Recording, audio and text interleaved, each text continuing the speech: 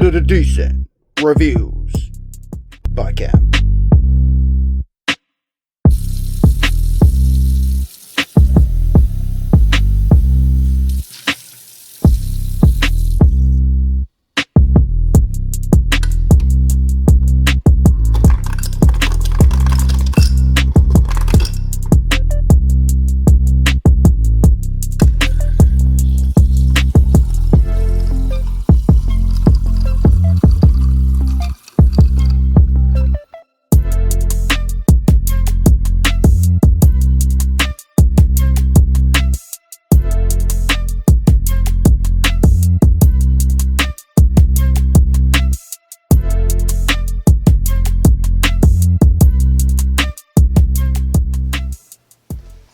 So before I show you the following reckless footage, let me give you a little background so you know what you're getting yourself into, and I can remind myself of what I was getting into.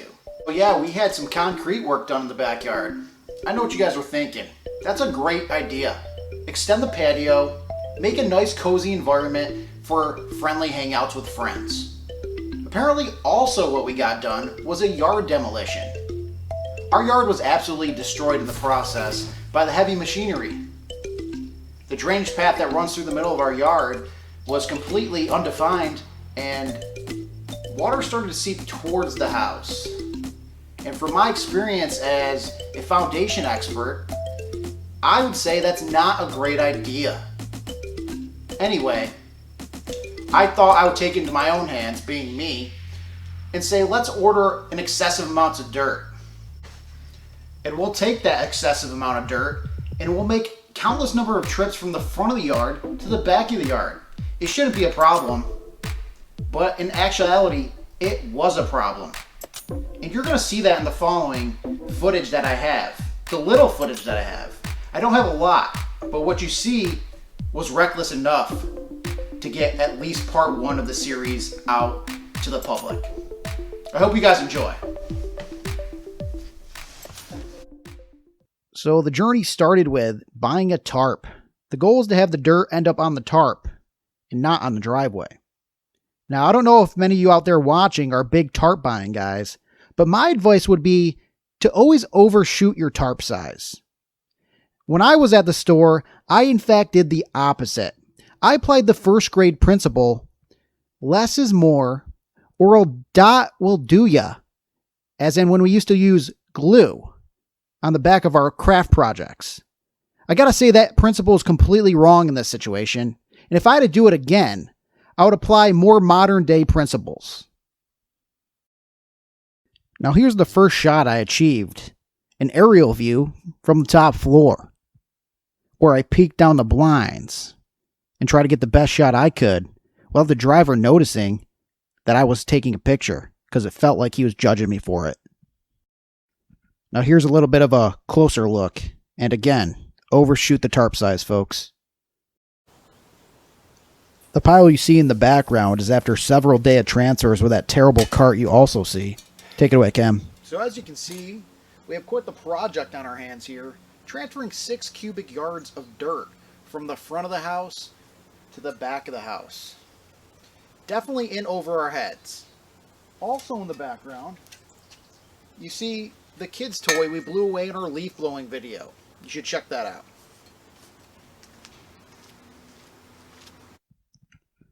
Let me be frank and cut to the chase here. This cart / wheelbarrow you're viewing right now is absolutely atrocious. Should not be even on the market at this point. And as you can see, they have the audacity to call this a Smart Cart 450. Are you kidding me? There is absolutely nothing smart about this cart. It did not do any of the work for me. I carried this thing on my back for consecutive hours after hours, days after days. There was no auto dump feature. There was no auto pull feature. This did absolutely nothing but smartly break my back. Unfortunately, I'm going to have to loop the video of this smart cart multiple times because I have so much I would love to say about this, and not in a good way. Are there really any other iterations of this? The 450? What was before that? the 440? And what's the next one? The 500, the 1000, the Smart Cart 150? It doesn't matter. They're all horrible and they equally suck. My apologies here as I gain composure about talking about this Smart Cart 450. Anyhow, if you guys could in the comment section, I would love if you guys would take a guess of how much money you think this thing was. Of course, without looking it up on the internet first. Alright, let's move on. Enough of that. Hold on, let me just strike this with digital lightning.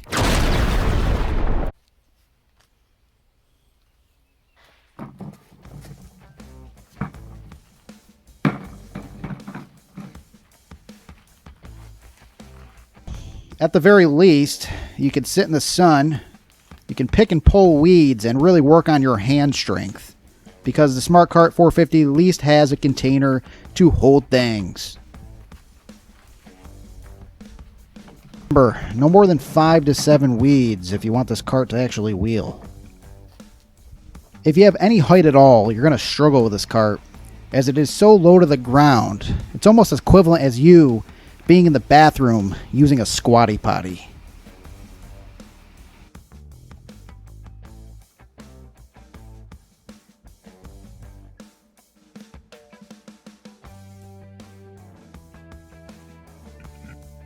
This cart tried to embarrass me, as you see me slip right here. I had the last say as I powerbombed this thing off the hill, and I gotta tell ya, it felt amazing.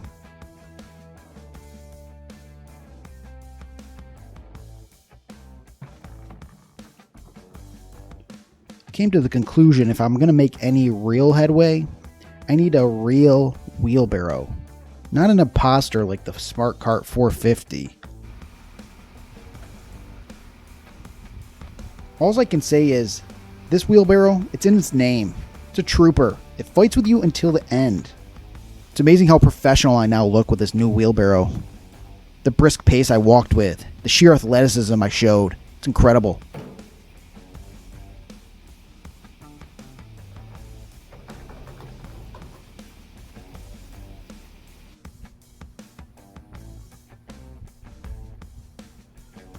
The respect I garnered from using this wheelbarrow went up tenfold, as every single construction worker that entered the neighborhood gave me a nod of approval. And I gotta tell ya, it felt good.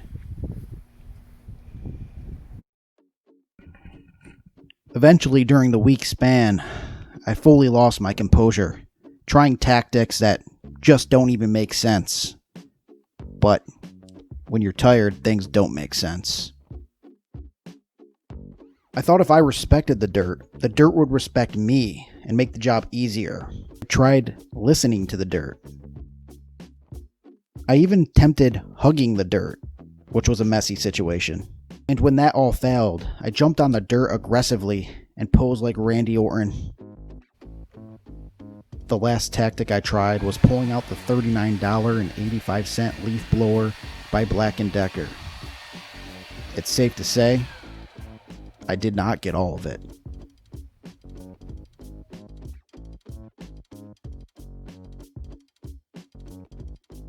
Finally, I made a backrest out of this clay dirt and waited for reinforcements to come.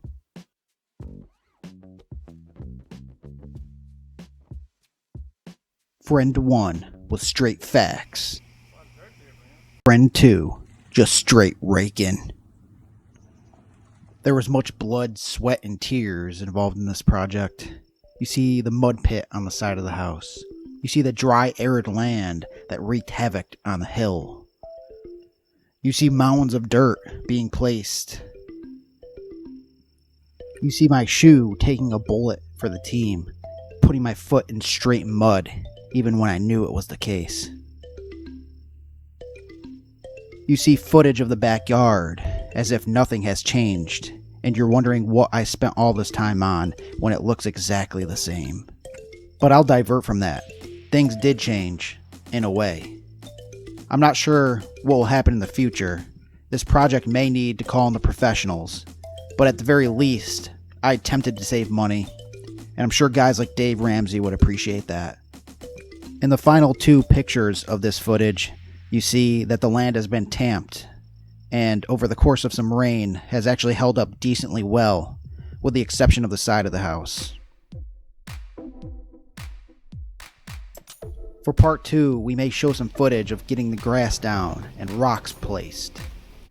And if there is no part 2, then this series was just totally stocked in the archives, forever ingrained in history. Thanks for watching.